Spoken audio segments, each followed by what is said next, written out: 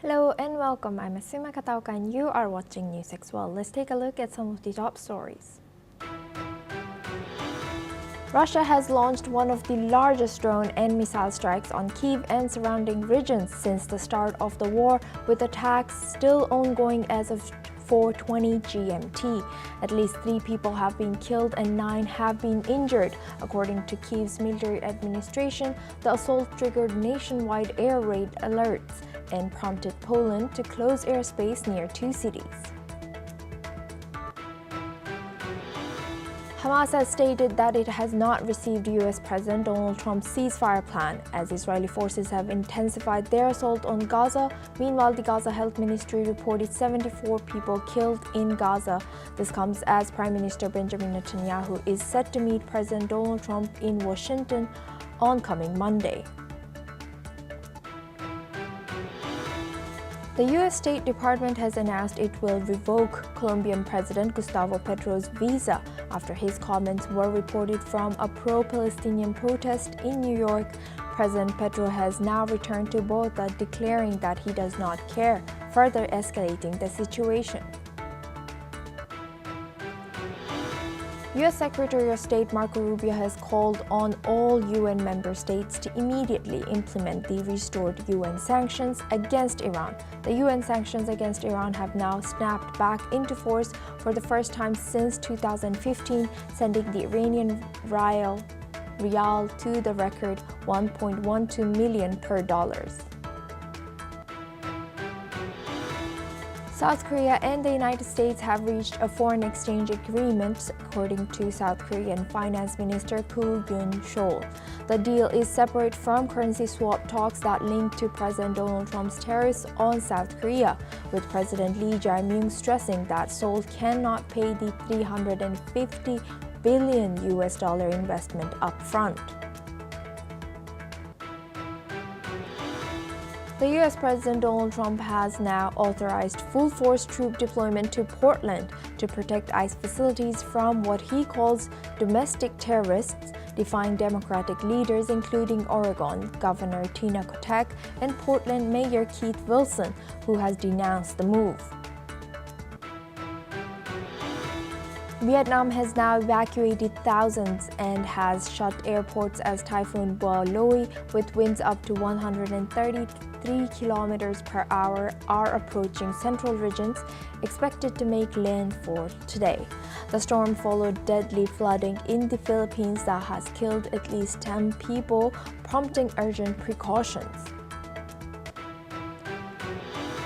United Arab Emirates President Sheikh Mohammed bin Zayed Al Nahyan has met OpenAI CEO Sam Altman in Abu Dhabi to discuss strengthening AI collaboration. This meeting supports the UAE's ambition to build an integrated AI ecosystem, including one of the world's largest AI data centers and a new Arabic language AI model, following a May agreement with the US.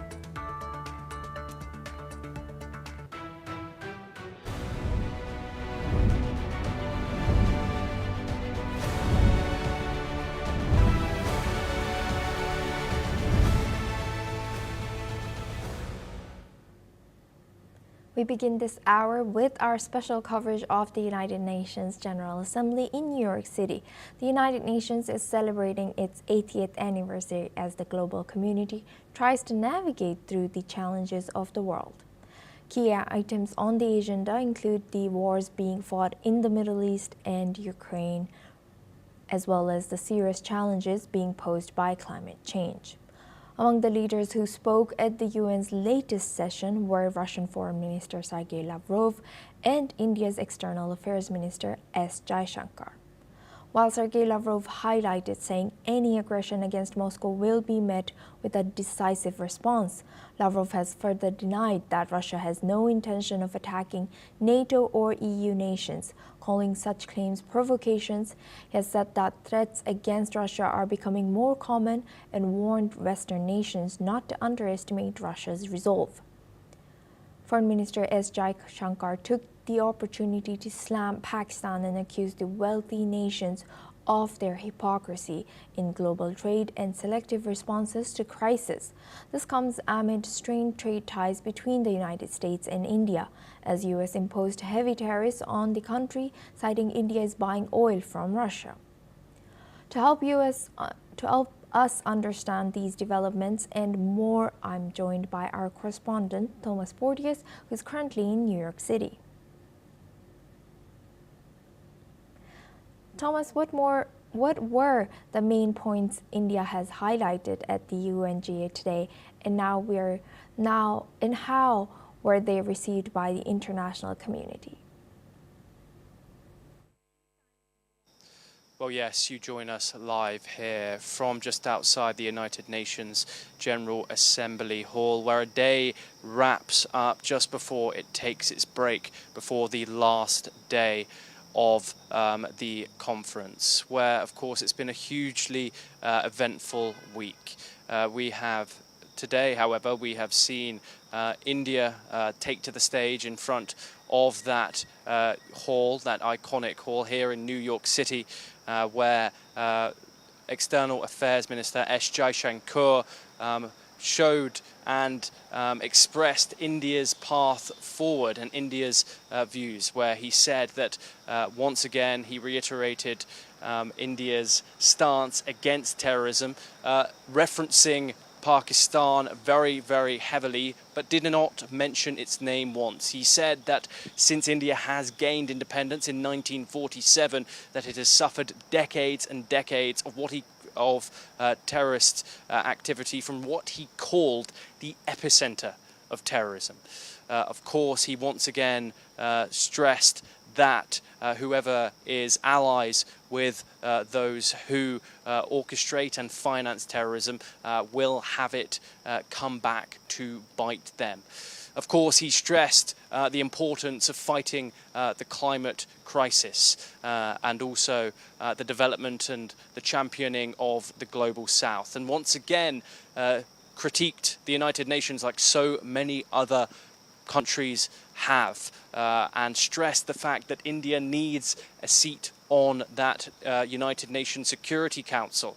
Of course, India, a population of 1.4 billion people and the fourth largest economy in the world, he argued that the United Nations is in fact an outdated organization, and that 2025 does not and the current climate of it does not reflect on the current operations in how the United Nations work. So, of course, a hugely significant day when it came to the External Affairs Minister of India taking to that podium and expressing India's view on the world stage.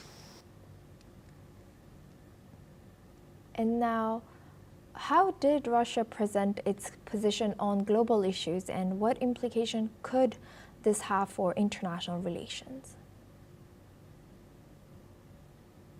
Well, yes, Foreign Minister Sergei Lavrov took to the stage today to express the points of view of the Russian Federation. He, of course, spoke about many things, including, of course, his ongoing war in Ukraine. Vladimir Putin was not there to express it himself, but he sent his second in command. Sergei Lavrov, a great speaker, and also he slammed the West, called the West the golden billion, and said, why does this organization let the, quote, golden billion, referencing to the United States, the United Kingdom, France, and other Western nations, choose how this organization moves forward, and called for mass reform. He also spoke out against the humanitarian crisis in Gaza, but also slammed the October 7 attacks, which Hamas, of course, perpetrated. A huge significant development is that he said that Russia does not have any interest in attacking NATO or any European countries. And so, despite these constant drone incursions, which have had Europeans on their toes over the recent weeks, Russia says that this shouldn't be the case. Russia does not, in fact, have any desire to cause any hostilities with those NATO nations and, of course, other European nations as well. And so, of course, this can be seen as pure rhetoric coming out of the Kremlin. Of course, the United Nations here are a huge stage, broadcasted to the entire world. Sergei Lavrov, certainly a very good orator, and came across very, very well when he was speaking. And so we'll see if Russia's actions match their words in the coming weeks. And Thomas, what priorities did Germany emphasize at the UNGA, and how do these reflect Europe's current stance on global matters?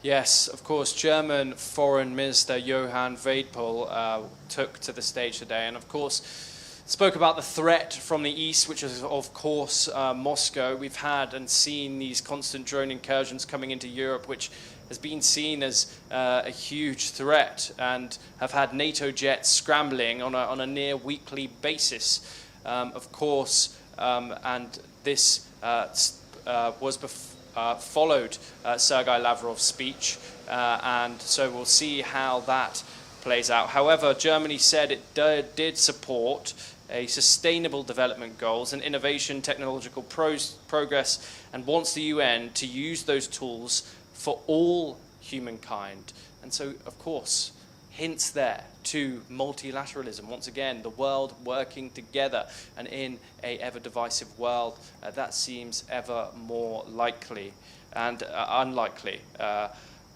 Germany is pushing for an open-ended discussions about UN reform, including the Security Council, which, of course, it is not on. Germany, one of the most powerful and richest countries in the world, of course, lost the Second World War, which is when the United Nations was founded. And so it is also starting its non-permanent role on the Security Council in 2027 to 2028, yet it still does want reform. It wants to see some serious changes here into how representation and how this institution here can be modernized. Germany also, of course, its UNGA presidency has better together as its theme, and so a lot of unifying talk here. We'll see if the United Nations really does reform and reflects the current years and seeks peace and prosperity, as it says on the tin. And Thomas, were there any major discussions today about the ongoing conflicts, such as Ukraine and the Middle East, and what reactions did they provoke? Yes, of course. Global conflicts remain rife in 2025. You, of course, have the Gaza humanitarian crisis and the Israel-Hamas war, and of course the Russia and Ukraine war, and of course the ongoing wars in Africa, which are not spoken about in mainstream media as much as they should be. And so, of course, we saw many leaders today speak for peace and say that these wars should be brought to an end. Many people and many countries have a very, very strong view on that of the Gaza war, some calling it a genocide. Of course, we saw Colombia's president today have his US visa revoked after delivering a very strong message yesterday at the United Nations. It actually turned up just here this morning with a megaphone in Palestinian dress, protesting against the Israeli action. So, of course, global conflicts remain front and center of this United Nations Assembly. The Russia-Ukraine war, however, remains more divisive. Of course, Russia is a huge power and has huge oil reserves and spoke very, very well in front of the United Nations today. And of course, many people without taking sides say they wanted peace, and that has been the message throughout. However, the United Nations has come under scrutiny and has said that it cannot do enough. It is no longer a peacemaking body. and of course we will have to see if serious calls for United Nations reform are processed through and acted upon. And what broader calls for cooperation, UN reform, or emerging alliances were evident in today's sessions? Well, yes, of course, as I've just said, United Nations has had multiple criticisms throughout this entire week. It started off with some huge words from President Donald Trump, who said, "What is the point in the United Nations? It doesn't stop any wars." He then claimed to stop 7 himself and say that the United Nations is no longer a peacekeeping body, and then followed President Zelensky, who said that the United Nations also is not doing its job.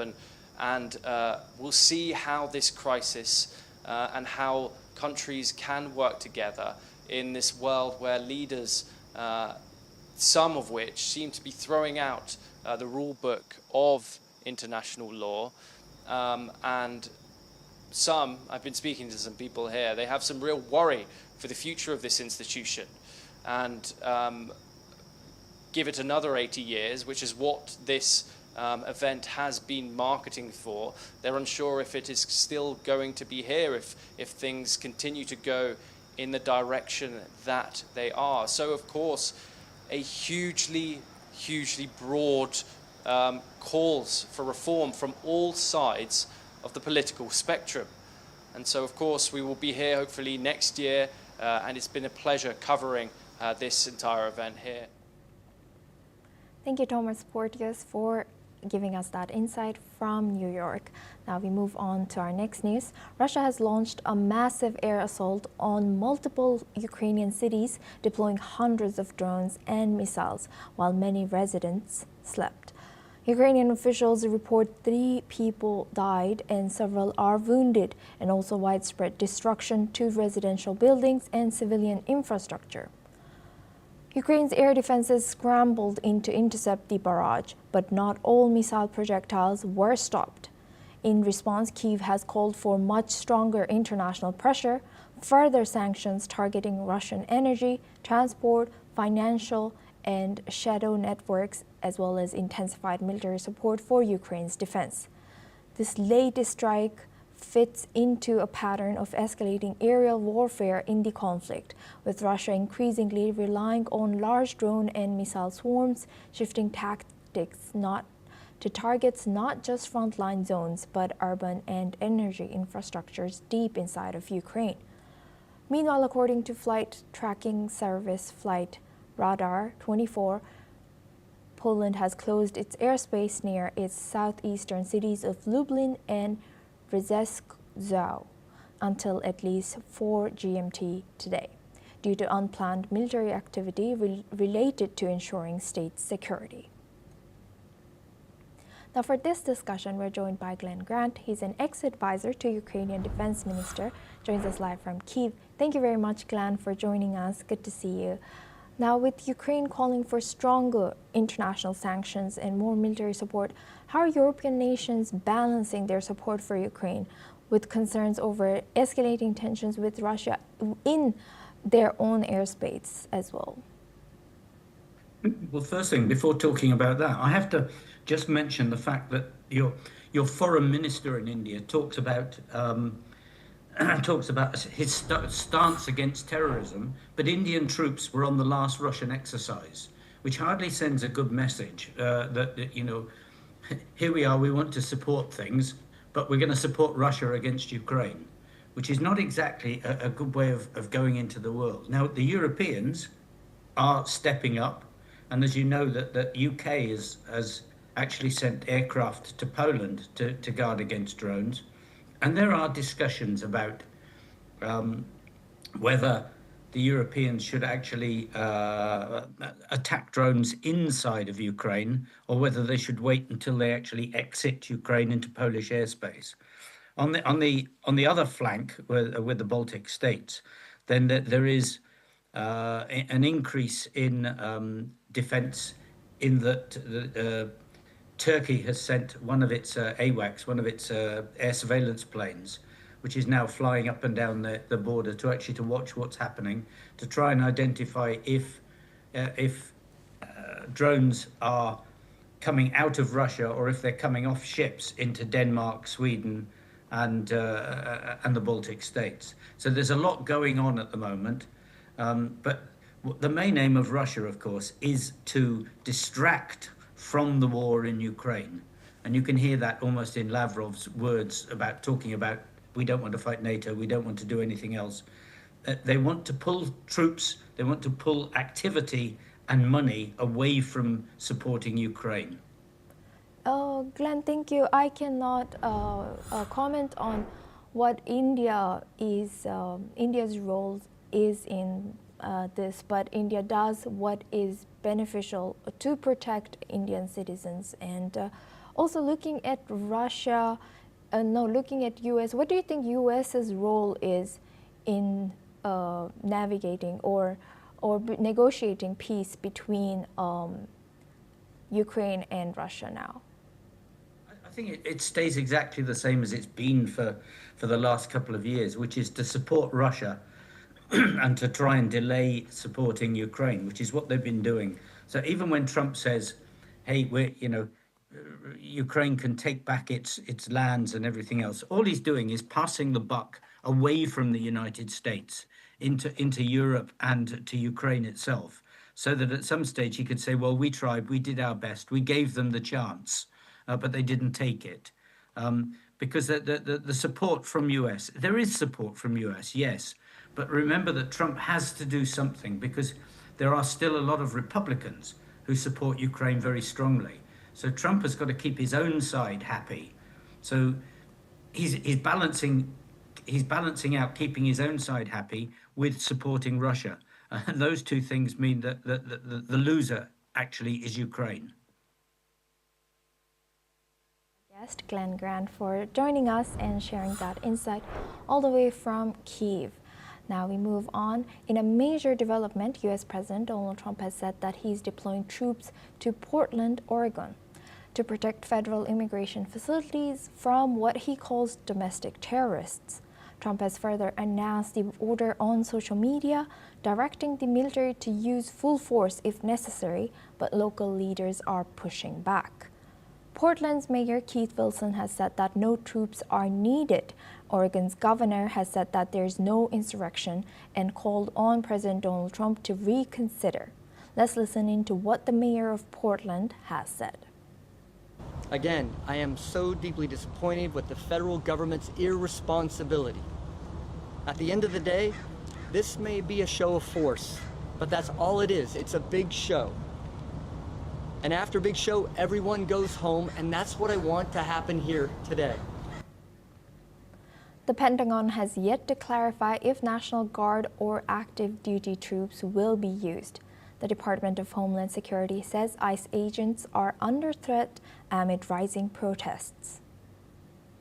Now for this discussion, we're joined by Robinder Sachdev. He's an international affairs expert, joins us live from New Delhi. Thank you very much, Robinder, for joining us again. Good to see you. Now, given the sharp disagreement between President Trump and the local leaders in Portland, how do you foresee this standoff affecting the balance of power between federal and state authorities in U.S.? The balance of power in the United States is slow by slow tilting towards more powers for the federal government. Trump is pushing the envelope. Local leaders, be it in any states, be it California or you name it, and now here in Oregon, Portland, they do push back, but Trump is pushing the envelope and expanding federal authority. That is one. Secondly, yes, the ICE, which is the immigration and, the implementation agency, they have been given targets to identify and, deport illegal immigrants. And they're being pushed to raise the number of people they are apprehending every day. Their daily targets are moving. Apparently, they're supposed to do 3,000 arrests a day. at least, or some such number. They've been doing about 1,000. That was a month or so ago. So the Trump officials, the cabinet, the Homeland Secretary, are pushing ICE to arrest more and more. And ICE agents are going out and they are indulging at times definitely in ham-handed activities. So it's becoming a spiral. ICE is going out more vigorously, more ham-handed. The more it does that, the more, of course, there can be and there will be, some public protests. The more that happens, the more Trump claims that it's become a law and order problem, a bigger law and order problem. So therefore, the federal government has to intervene. Big picture, Trump, in all his aspects and dimensions of domestic policy, is looking to expand federal powers. Some of them, and many of them, are being challenged in the courts also, no doubt. But some of them, pass the scale. That is, the courts agree with Trump. In some of them, Trump administration loses. They go to the next level of the court. Okay, but in the process, they're widening and expanding the envelope of federal powers down to the local governments in America. Right. With that, I would like to thank our guest Rabinder Sachdev. But please stay with us as we come back to you for our next discussion as well. Now we move on to South America. Peru's youth have clashed with riot police as they have rallied for another round of protests against President Dina Boluarte, a week after demonstrations in the capital has led to clashes with police, leaving over a dozen police officers, protesters, and journalists injured. Riot police have deployed tear gas at some protesters in Lima as well. The protests have erupted on September 20th, 8 days ago, following reforms to the country's pension system that required all Peruvians above the age of 18 to join a pension provider. But the protests have also been fueled by long-standing anger against Boluarte and the Congress. Gen Z protesters' discontent has been fueled by corruption scandals, economic insecurity, rising crime, and anger over a lack of accountability on dozens of protesters who were killed by security forces when Boluarte assumed power in 2022. Let's listen in to what one of the protesters have said about this. Nosotros queremos hacer el cambio para que dentro de 5 años aquellos jóvenes niños que tienen ahora 10, 13 años no tengan que salir a las calles. Queremos que ellos crezcan en un mejor país y puedan desarrollarse profesionalmente, con sus familias. Y quizás que estos fines de semana, sábado y domingo, puedan pasarla en familia. Nosotros podríamos estar viendo una película, saliendo, comiendo con amigos, pero tenemos que estar acá porque este país ya no aguanta más de la forma en que está. Now we go back to our guest discussion with Rabinder Sachdev. He's an international affairs expert, joins us live from New Delhi. Thank you very much, Rabinder, for staying with us. Now, how do you think President Dina Boluarte's response to these reforms and ongoing protests will affect her political standing further? Thank you again. Thank you. Well, we do not know, but from what all it seems is that, I think Peru is due for elections next year in April. So that's, maybe a few months away only. So looking at the protests and looking at the, wider public opinion in Peru, it seems that if she were to be, going ahead and contesting, she would lose perhaps. I mean, if you look at the trends right now in Peru, couple of things. These protests, for a bunch of reasons, I see, as you're saying, that, Nepal, Gen Z, and now Peru, Gen Z, and some other country, Gen Z, there may be specific triggers which trigger these protests. Like in Peru, it's the pension reforms that everybody over the age of 18 has to have a pension account or jobs or such. The common thread I see and the most fundamental thread I see is corruption. You see, all of these, nepotism and corruption. So, even in Peru, what we are seeing is that the youth do not see a brighter future ahead. They see no hope ahead in some ways, right, in these protests.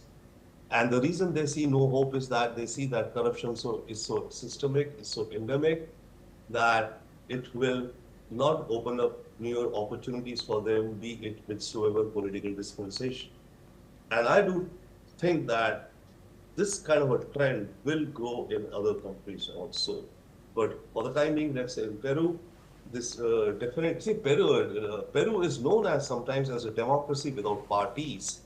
Okay, they are fragmented small parties. It's more individual personality and charisma-driven politics in Peru.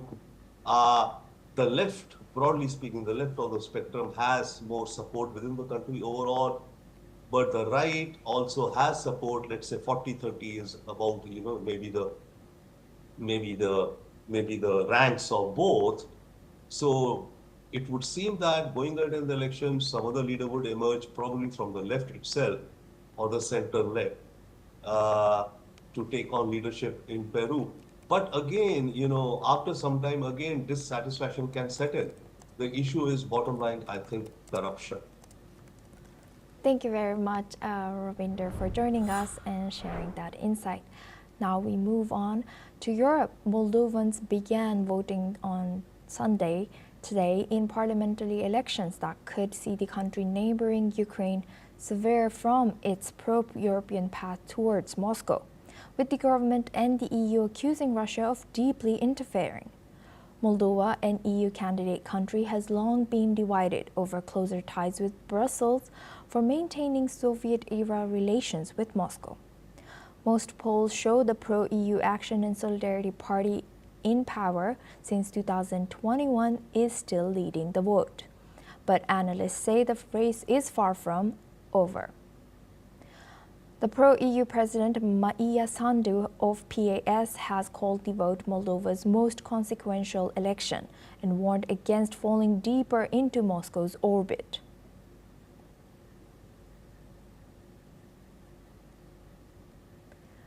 Now, this is all we have time for. We will continue to bring you more news updates from around the world.